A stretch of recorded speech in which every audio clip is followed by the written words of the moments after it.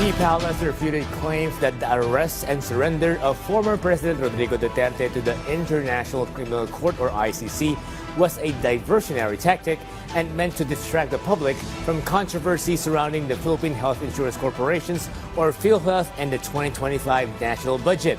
PTV's Kenneth Paciente has the details.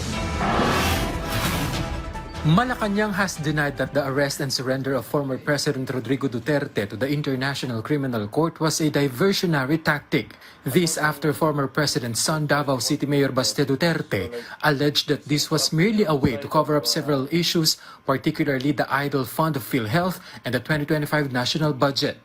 According to Malacanang, these issues are already being addressed.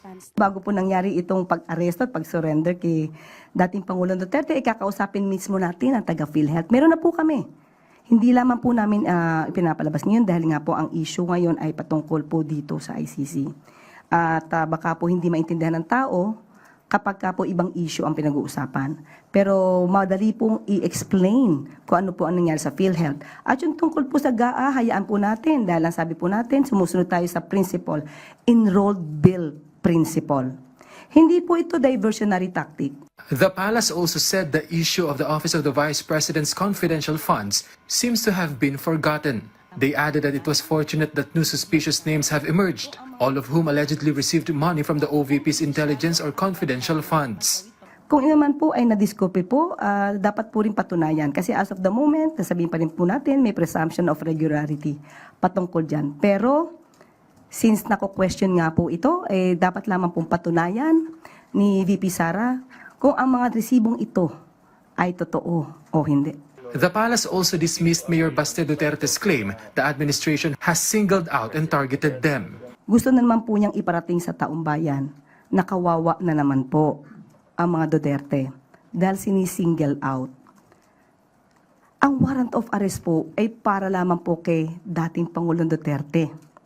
Wala pa po ang ibang mga co-perpetrators na nakasaad doon. So hindi po tayo makakaiwas na si dating Pangulong Duterte lamang po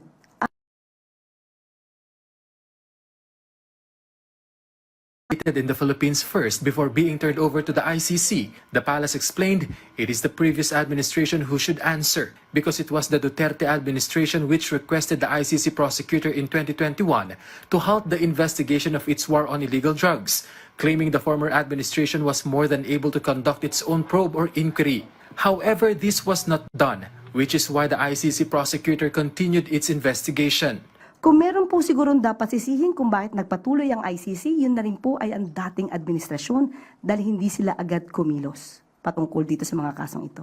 Na nirereklamo patungkol sa madugong war on drugs. Hindi po ba dapat sila nga muna ang nagsimula?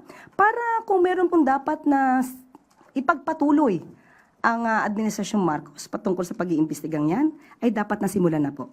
So wag natin ipahid ang kasalanang ito sa administrasyon ni Pangulong Marcos. Meanwhile, the palace announced it is coordinating with other government agencies to address the spread of fake news, especially on social media, following Duterte's arrest. It also emphasized that a whole-of-nation approach is needed to put an end to misinformation and disinformation. Malacanang also said it does not object to the statement of former Senator Laila de Lima and her willingness to cooperate in the ICC investigation. The palace once again urged former presidential spokesperson Attorney Harry Roque to return to the country and face the allegation against him, especially since he will no longer be part of Duterte's legal team. From PTV Manila, Kenneth Paciente, Balitang Pambansa.